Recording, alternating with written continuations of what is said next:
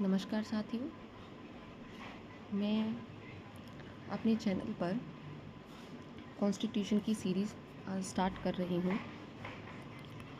Constitution, मुझे नहीं लगता कि ये शब्द को मुझे आपको परिचित कराने की ज़रूरत है।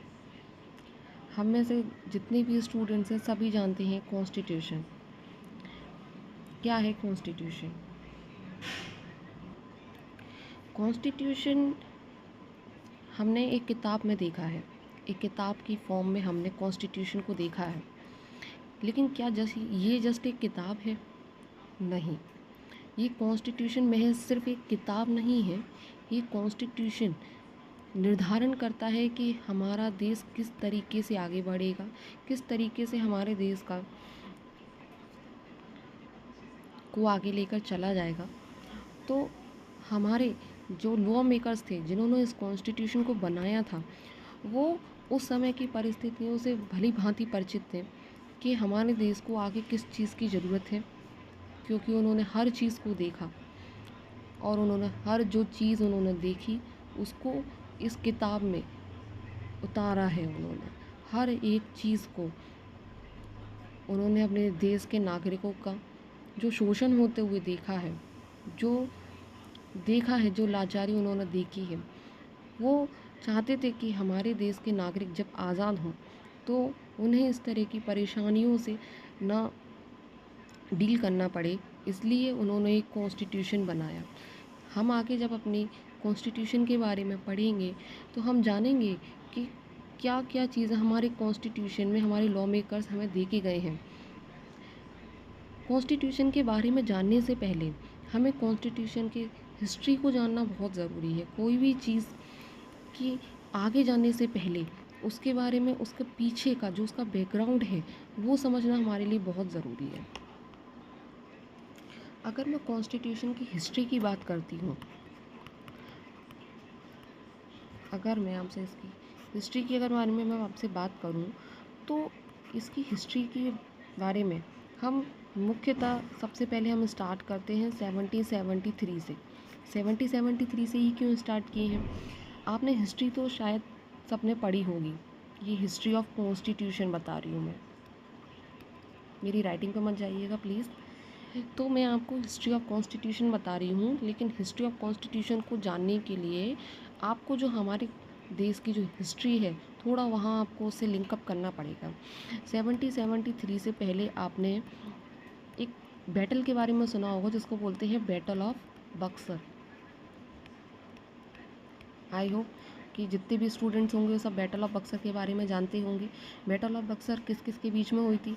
तो बैटल ऑफ बक्सर हम बहुत अच्छे से जानते हैं कि ये ईस्ट इंडिया कंपनी और जो हमारे पास में जो तीन सेनाएं थी उनकी एक संयुक्त सेना। तीन सेनाएं किस किस की? मुग़ल बादशाह शाह आलम द्वितीय, मीर कासिम और सिराजुद्दौला, इन तीनों की संयुक्त सेना ने जब ईस्ट इंडिया कंपनी के साथ में इनका बैटल ऑफ बक्सर जब हुआ था, तो उसमें हम सभी जानते हैं कि ईस्ट इंडिया कंपनी की जीत हुई थी और जो दिल्ली के नवाब थे, दिल्ली के जो मुग़ल बादशाह थे, उनकी इसमें हार हो गई थी। और तभी से, उसी वक्त से जो ईस्ट इंडिया कंपनी थी उनका वर्चस्व काफ़ी बढ़ गया। होता है ना, हम सभी जानते हैं कि जब हम किसी एक ताकतवर इंसान को हरा देते हैं तो अपने आप में ही अलग कॉन्फिडेंस आ जाता है। तो वही कॉन्फिडेंस जो था वो ईस्ट इंडिया कंपनी के अंदर आ चुका था। ईस्ट इंडिया कंपनी आप सभी परिचित होंगे। ईस्ट इंडिया कंपनी के बारे में इतना बैक में जाऊंगी नहीं, क्योंकि मेरे को कॉन्स्टिट्यूशन पढ़ाना है, ना कि हिस्ट्री। तो ईस्ट इंडिया कंपनी के जब बैटल ऑफ बक्सर में जीतने के बाद ईस्ट इंडिया कंपनी ने अपने अंडर में कुछ राइट्स ले लिए, जिनमें आते हैं अपने दीवानी राइट्स, जो कि उस समय के बहुत इंपॉर्टेंट राइट्स थे। जैसे कि वो दीवानी राइट्स की अगर मैं आपसे बात करती हूँ, दीवानी राइट्स, सॉरी प्लीज़ आप मेरी राइटिंग पे नहीं जाइएगा, एक सेकेंड। हाँ, तो हम बात करते हैं दीवानी राइट्स की। ये जो दीवानी राइट्स होते हैं ना, ये दीवानी राइट्स के अंदर दो तरह के राइट। इन दीवानी राइट्स के तहत जो उस समय ईस्ट इंडिया कंपनी थी, उसने अपने अंडर में एक तो रेवेन्यू और सिविल जस्टिस, ये दोनों जो राइट्स थे दीवानी के अंदर ही आते हैं दोनों, रेवेन्यू और सिविल जस्टिस। ये दोनों राइट्स ईस्ट इंडिया कंपनी ने, जो उस समय किंग थे, उनसे अपने अंडर में ले लिए, जो कि उस समय बहुत इम्पोर्टेंट राइट्स थे। और बाकी के जो राइट्स थे वो जो उस समय के राजा जो थे उनके पास छोड़ दिए थे। उस समय में बंगाल अपने आप में ही एक बहुत बड़ी पावर थी, और इन्होंने जो रेवेन्यू राइट्स लिए थे, रेवेन्यू एंड सिविल राइट्स, ये थे बंगाल, बिहार एंड उड़ीसा से।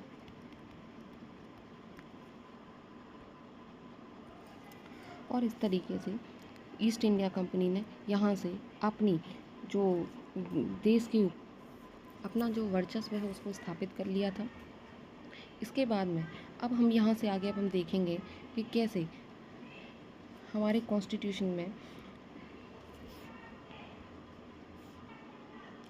अब हम आगे देखेंगे कि हमारे कंट्री के ऊपर जब ईस्ट इंडिया कंपनी का रूल चालू हो गया था, उसके बाद से हम उसको दो भागों में बांटते हैं।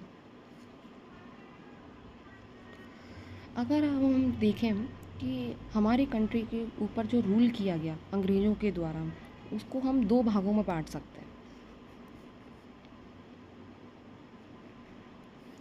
पहला, जो पहले ईस्ट इंडिया कंपनी के हाथ में रह कर के जो हमारे देश के ऊपर उन्होंने रूल किया, उसको हम बोलते हैं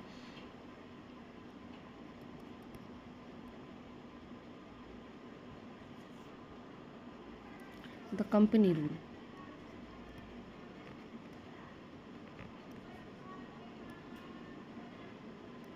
और जो दूसरा पार्ट है उसको हम बोलते हैं द क्राउन रूल।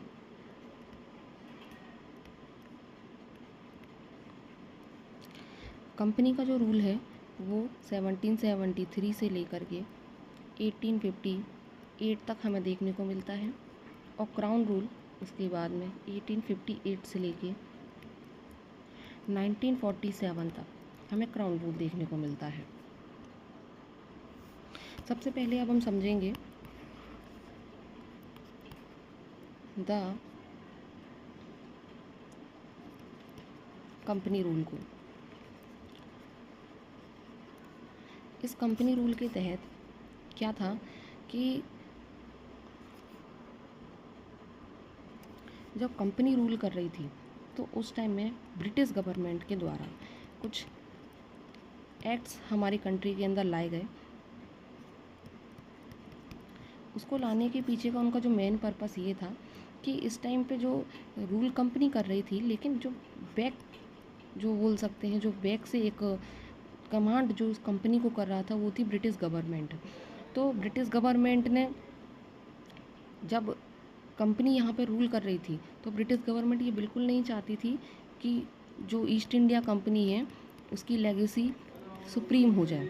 इसलिए इस चीज़ को ध्यान में रखते हुए ब्रिटिश गवर्नमेंट कुछ एक्ट्स लेके आई। उस एक्ट्स में जो हमारे लिए जो सबसे पहले इम्पोर्टेंट है वो है regulating act. Regulating act of 1773। ये जो एक्ट है, इस एक्ट के बारे में अभी हम पढ़ेंगे। जो रेगुलेटिंग एक्ट है ना,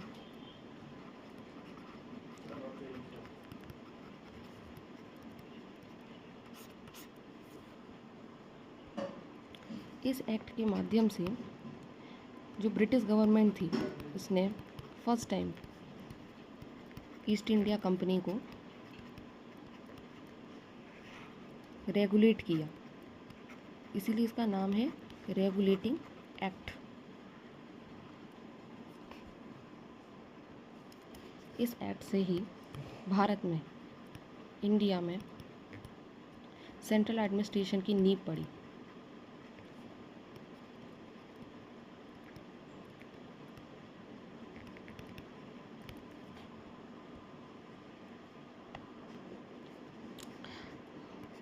और यहीं से जो उस समय पर ईस्ट इंडिया कंपनी में जो गवर्नर्स हुआ करते थे, उन गवर्नर्स की जगह पर इस एक्ट के थ्रू गवर्नर जनरल का पद लाया गया।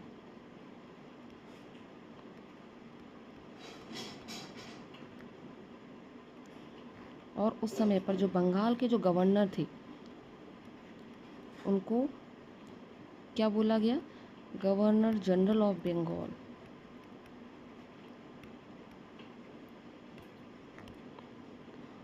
और जो पहले गवर्नर जनरल ऑफ बंगाल बने उनका नाम था वॉरेन हास्टिंग।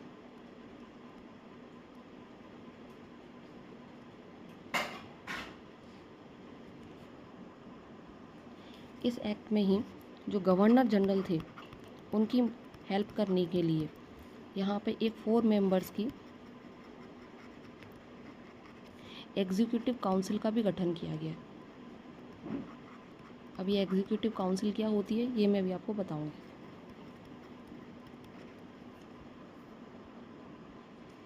एग्जीक्यूटिव काउंसिल वो होती है जिसका काम होता है एडमिनिस्ट्रेशन को चलाना, कैसे चलाना है, एग्जीक्यूट किस तरीके से करना, वो करने का काम होता है एग्जीक्यूटिव काउंसिल का। तो 4 मेंबर्स एग्जीक्यूटिव काउंसिल बनाई गई। उसी के साथ में जो 2 और अदर प्रेसिडेंसीज थी, बंगाल भी थी, टोटल 3 प्रेसिडेंसीज थी, एक बंगाल की, एक बॉम्बे की और एक मद्रास की। बंगाल का जो गवर्नर था उसको गवर्नर जनरल बना दिया गया और जो बाकी दोनों जो प्रेसिडेंसीज थी बॉम्बे की एंड मद्रास की, ये दोनों इसी के सबॉर्डिनेट कर दी गई। इसी के साथ साथ एक सुप्रीम कोर्ट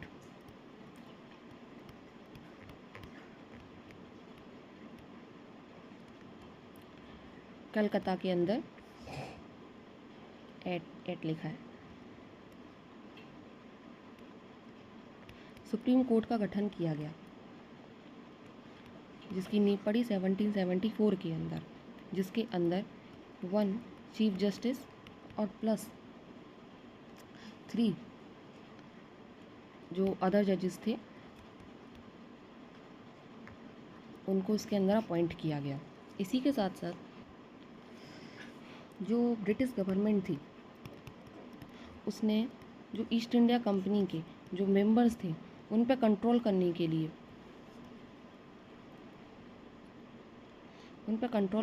लिए एक बॉडी गवर्न की, उस बॉडी को बोलते हैं कोर्ट ऑफ डायरेक्टर्स।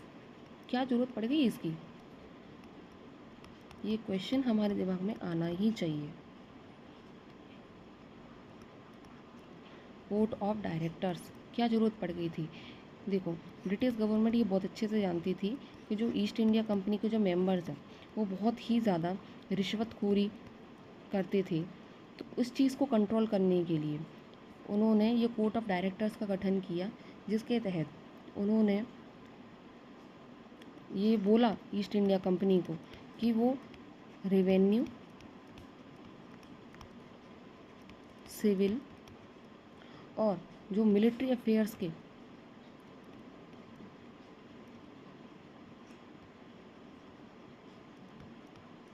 से रिलेटेड कोई भी जो रिपोर्ट है वो अपनी ये कोर्ट ऑफ डायरेक्टर्स को देगी। कौन कौन से? रेवेन्यू, सिविल और जो मिलिट्री अफेयर्स हैं उनसे रिलेटेड जो भी रिपोर्ट्स हैं वो ये किसको देगी? कोर्ट ऑफ डायरेक्टर्स को। और ये कोर्ट ऑफ डायरेक्टर ये किसके अंडर में थी? ये बनाई थी ब्रिटिश गवर्नमेंट के द्वारा।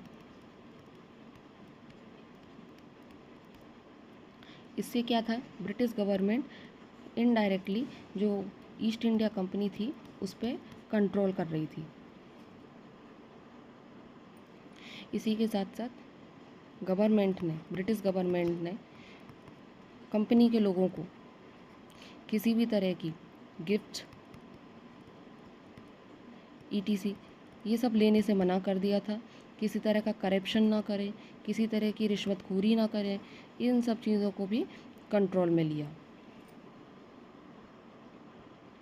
तो ये था हमारा regulating act of 1773। I hope कि आपको ये समझ में आया हो। मैं इसको एक बार शॉर्ट में समराइज़ कर देती हूँ। रेगुलेटिंग एक्ट ऑफ 1773, इसके तहत भारत में पहली बार एक सेंट्रल एडमिनिस्ट्रेशन की नींव पड़ी। इसी के साथ साथ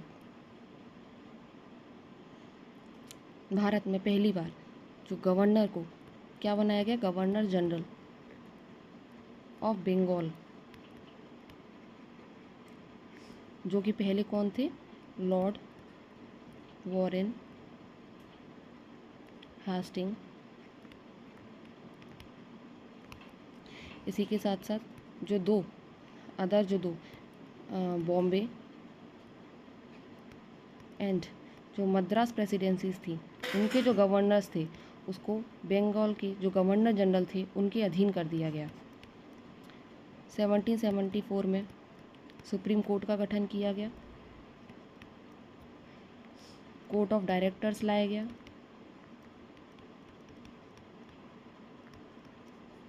जिसका काम था, ये क्या देखती थी, जो रेवेन्यू, सिविल और मिलिट्री अफेयर्स को। तो ये था हमारा regulating act of India. I hope कि आपको ये लेक्चर अच्छा लगा होगा। अब हम अगला जो भी है हमारा अगला एक्ट है उसको हम नेक्स्ट क्लास में देखेंगे। तब तक के लिए बाय बाय।